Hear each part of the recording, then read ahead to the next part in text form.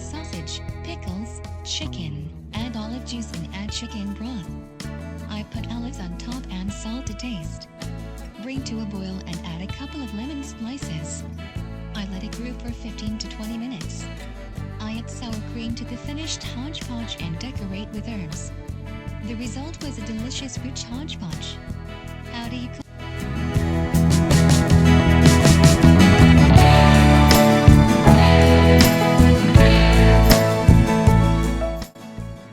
Let's prepare a delicious rice soup with meatballs. Chop the vegetables, chop the onion, grate the carrots, and also chop the garlic, bell pepper and potatoes. Grease a frying pan with oil and fry onions and carrots.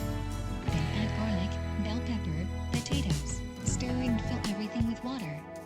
Salt, add spices and tomato paste and simmer everything together. In the meantime, boil the rice in salted water and make our meatballs. When the rice is ready, add vegetables, meatballs, and bay leaves to it. If necessary, you can add a little more salt. Sprinkle with herbs and you get an incredibly tasty soup. Be sure to try it. Enjoy your meal.